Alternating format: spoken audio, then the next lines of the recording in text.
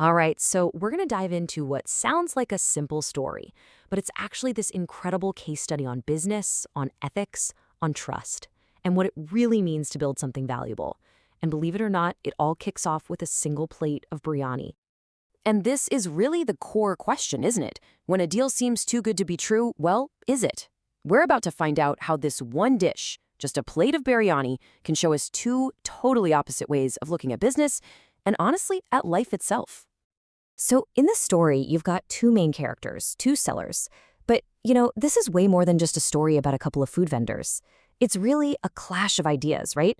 A showdown between grabbing that quick, easy profit versus building something with real, long-lasting integrity. Okay, so let's check out the first business model. We've got this guy, Mangu. He's advertising biryani for just 10 rupees. I mean, what a deal, right? But, and there's always a but, here's the catch. When you're done eating, you get the real bill. Turns out, the plate itself is 10 rupees. The biryani, oh, that's an extra 50. Total surprise. It's a classic bait and switch, plain and simple. And Mangu's whole philosophy, his entire worldview, really comes down to what he says when he tricks people. This is called business. I mean, think about that. For him, it's not wrong, it's not a moral problem, it's just smart. It's just a savvy way to operate. But then, in the very same village, we meet Mahesh. Now, he's just a simple laborer, but his character?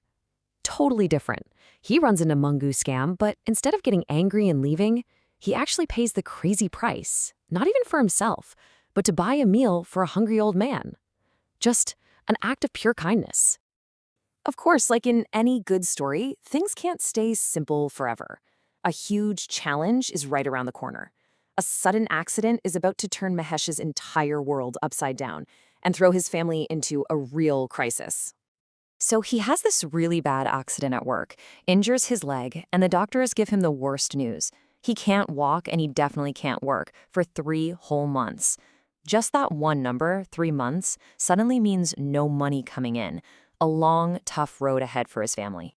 So now the family is in a really desperate spot. The only person bringing in money is hurt. The bills are starting to pile up. They've got nothing. And, a moment like this could push someone to do anything. But for his wife, Nandini, this desperation, it sparks an idea. And it's out of this crisis that a new business is born. A new competitor enters the scene. And this wasn't some grand business plan, it was just a simple, honest idea. Nandini remembers how much her husband always loved her cooking, so she decides to start her own biryani stall.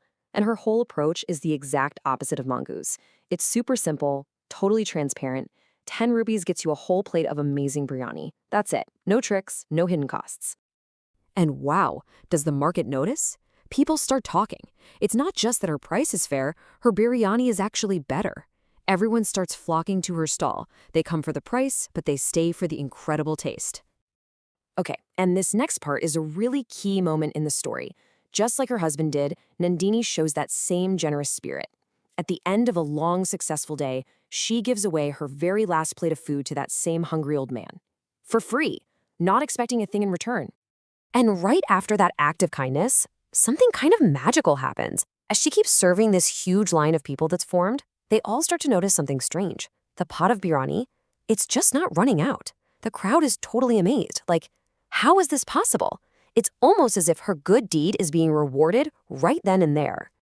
Meanwhile, Mangu is watching all of this. He sees his business completely falling apart.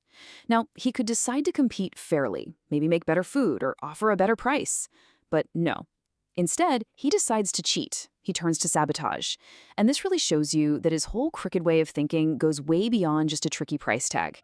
And his plan is just cold. It's so calculated. First, he gets an old woman to fake an injury to create a distraction. He needs to pull Nandini away from her stall. And the second her back is turned, he sneaks over and pours something into her biryani. He poisons it. And then he just waits. He waits for people to get sick so he can rally them against her, the very person he just hurt. And the results are immediate, and they're really dangerous. Before long, about a dozen people in the village get sick with these awful stomach pains. All of this because Mangu was willing to literally poison his neighbors just to get rid of his competition. So this is where everything comes to a head. Mangu, feeling confident, takes his case, which is built on a mountain of lies, by the way, to the highest authority possible, the king himself. So there they are, in the king's court, and Mangu is putting on this big show, acting like he's just a worried citizen. He points right at Nandini and accuses her of getting everyone sick with her cheap, poor-quality food. He even brings along a supposed witness to back up his story. But then, in this amazing twist, Mangu's whole plan just spectacularly blows up in his face. The witness, the guy he brought to blame Nandini, stands up and points right at Mangu. He tells the king he's the reason we're all sick. Turns out none of the people who got sick had even eaten Nandini's food that day. They had all eaten at Mangu's stall. Well, after that, justice is swift. His whole web of lies just falls apart, and the king sentences Mangu to a month in jail for what he's done. So, the bad guy is caught, the conflict is over, but what happens after that? Let's take a look at how things turned out in the long run for our two very different sellers. For Nandini, her honesty and her great food didn't just save her from a false accusation. It built her entire future. Her business absolutely flourished. She ended up opening her own restaurant. She made more than enough money to pay for all of Mahesh's treatment, and he made a full recovery. And in the end, they were able to run their business together, happily. You see, her integrity paid off in ways that go so far beyond just a single day's profit. And what about the mysterious old man? Well, he shows up to visit Mangu in jail, and he delivers the final lesson of the story. He basically tells him, God saved Nandini. I was just a medium. He's suggesting that something bigger was at work here, that Nandini's own kindness and goodness were rewarded. Her good actions, in a way, created their own protection. And really, that's what the story leaves us with. In business and in life, it's so easy to just focus on the stuff we can count, right? The profits, the numbers. But what this little fable suggests is that things like integrity, honesty, and kindness, they pay these invisible dividends. Things like customer loyalty, a great reputation, maybe even a little bit of good fortune. So the question for all of us is, what are those unseen benefits that come from just doing the right thing?